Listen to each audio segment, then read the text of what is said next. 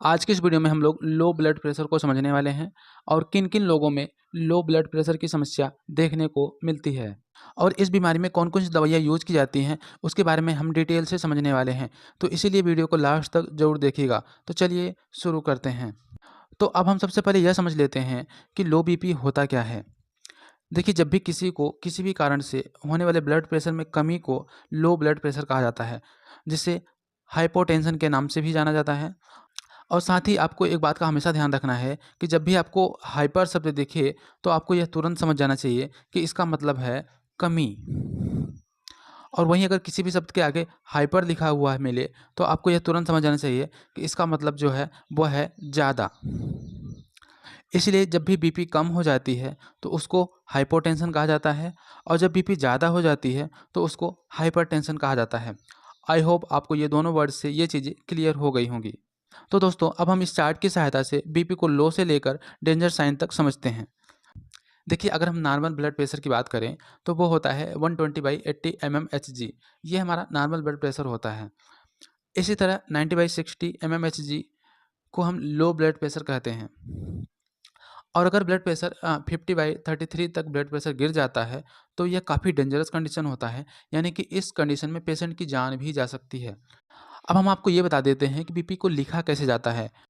तो नॉर्मली आपने जब भी बीपी को देखा होगा तो 120/80 mmHg इस तरह से करके लिखा गया होता है। तो ये जो ऊपर लिखा गया है 120, यह होता है सिस्टोलिक प्रेशर और ये जो नीचे लिखा गया हुआ है 80, यह होता है हमारा डायस्टोलिक प्रेशर। और हाँ, आपको यह बता दूं कि ये जो ब्लड प्रेशर होता है वो बेसिकली 3 प्रकार का होता है। पहला है सिम्प्टोमेटिक हाइपोटेंशन, दूसरा है एसेंशियल हाइपोटेंशन और तीसरा है आर्थोस्टैटिक हाइपोटेंशन। अब हम इन तीनों को थोड़ा सा शार्ट में समझ लेते हैं। सिम्प्टोमेटिक हाइपोटेंशन की अगर हम बात करें तो इस प्रकार के हाइपोटेंशन में रोग की सीवियरिटी के अनुसार एक्यूट तथा क्रोनिक सिम्टम्स देखने को मिलते हैं। इसमें डिफिकल्ट इन ब्रीदिंग यानी कि सांस लेने में दिक्कत होती है, पोलर स्किन एंड स्वेटिंग यानी कि पसीना आने लगता है, वीकनेस कमजोरी होने लगती है। कभी कभी ब्लड प्रेशर कम होने से पेशेंट जो है वो अनकॉन्शियस हो जाता है, यानी कि बेहोश हो जाता है। अब हम बात करते हैं एसेंशियल हाइपोटेंशन। इस प्रकार का जो हाइपोटेंशन होता है वह बिना किसी कारण का होता है। 3% ऐसे पेशेंट होते हैं जिसमें इस प्रकार का हाइपोटेंशन होता है। इसमें कोई भी स्पेशल सिम्टम्स देखने को नहीं मिलता है। इस प्रकार का हाइपोटेंशन जो होता है वो बेसिकली फीमेल्स यानी कि महिलाओं में ज़्यादातर देखने को मिलता है। इस बात को आपको हमेशा ध्यान में रखना है।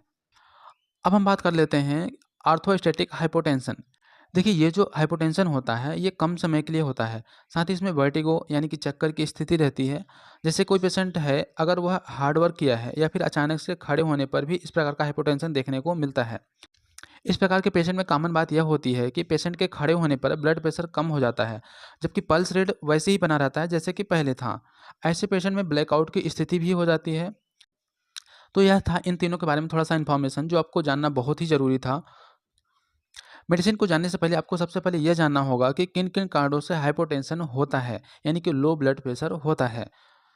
तो वह कारण है फिजिकली वीकनेस, यानी कि शारीरिक कमजोरी होने पर भी बीपी लो हो जाती है। शरीर में पानी की कमी होने पर या टाइम पर भोजन न करने पर भी बीपी लो हो जाती है। अधिक फिजिकल एंड मेंटल लोड, यानी कि अगर आप बहुत ज़्यादा हार्ड वर्क करते हैं, साथ ही दिमाग पर बहुत ज़्यादा जोर देते हैं, तो उस केस में भी हाइपोटेंशन हो जाता है। अधिक उपवास करने से, यानी कि बहुत ज़्यादा अगर आप व्रत रहते हैं तो उसके कारण भी आपको ब्लड प्रेशर लो हो जाता है। ज़्यादा ब्लड लॉस हो जाना, यानी कि अगर किसी कारण से आपका ब्लड जो है बॉडी से निकल जाता है किसी कारण से, तो ब्लड प्रेशर जो होता है वो लो हो जाता है।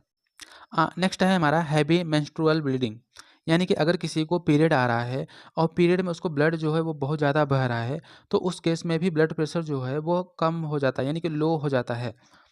नेक्स्ट है डायरिया। अगर किसी को डायरिया हो गया है तो उस केस में भी ब्लड प्रेशर जो है वो लो हो जाता है। ब्लड में हीमोग्लोबिन की कमी की वजह से भी हाइपोटेंशन हो जाता है। तो ये तो थे कुछ कारण जिसकी वजह से आपका ब्लड प्रेशर जो है वो लो हो जाता है, जिसको हाइपोटेंशन कहा जाता है। अब हम यह समझ लेते हैं कि अगर किसी को ब्लड प्रेशर यानी कि बीपी जो है वो लो हो जाता है तो क्या क्या सिम्टम्स देखने को मिलेंगे, जिससे कि हम पता लगा पाएंगे या फिर हम जान पाएंगे या पहचान पाएंगे कि उस व्यक्ति का ब्लड प्रेशर यानी कि जो बीपी है वो लो हो गया है, यानी कि कम हो गया है। तो वो है नोजिया, वोमिटिंग, वर्टिगो, यानी कि घबराना, उल्टी, चक्कर आने लगता है, उस व्यक्ति को जिसका बीपी लो हो गया है और आंखों के सामने अंधेरा या धुंधला दिखने लगता है और कभी-कभी पेशेंट बेहोश यानी कि अनकॉन्शियस हो जाता है। साथ ही हेडेक यानी कि सर दर्द, वीकनेस, कमजोरी और साथ में डल फेस एंड लेजीनेस यानी कि आलस लगने लगती है। इन सभी सिम्पटम्स के आधार पर हाइपोटेंशन को पहचाना जा सकता है। अब हम यह जान लेते हैं कि ब्लड प्रेशर लो हो जाने पर यानी कि ब्लड प्रेशर कम हो जाने पर कौन-कौन सी दवाएँ या फिर मेडिसिन दी जाती हैं या फिर डॉक्टर द्वारा क्या ट्रीटमेंट दिया जाता है।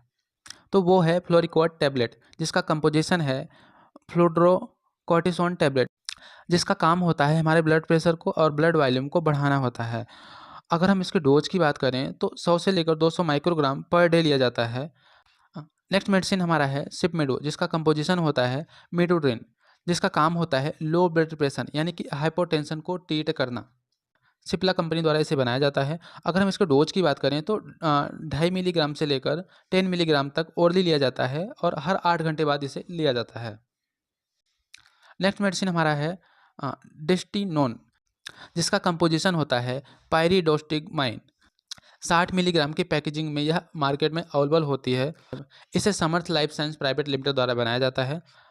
प्रेगनेंसी और ब्रेस्ट फीडिंग महिलाओं में कुछ हद तक सेफ होता है, लेकिन अगर किसी को किडनी की बीमारी है तो उनके लिए मेडिसिन सेफ नहीं होती।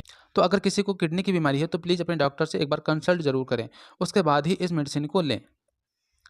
नेक्स्ट मेडिसिन हमारा है ड्रॉक्सीडोपा, जिसका उपयोग ज़्यादातर उन लोगों में किया जाता है जिन लोगों को खड़े होने पर ब्लड प्रेशर लो हो जाता है, यानी कि अचानक से ब्लड प्रेशर लो हो जाता है अगर व्यक्ति खड़ा होता है।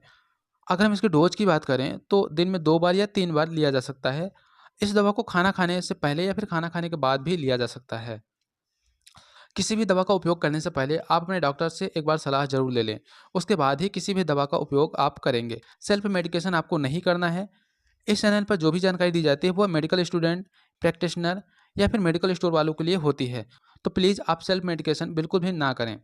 आई होप आपको यह जानकारी पसंद आई होगी, और अगर यह जानकारी आपको पसंद आई है तो वीडियो को लाइक कर दीजिए और चैनल पर नए हैं तो चैनल को सब्सक्राइब करके नोटिफिकेशन बेल को दबा के ऑन कर दीजिए, ताकि इस तरह की जानकारी आपसे मिस ना हो पाए। मिलते हैं एक नई अपडेट के साथ।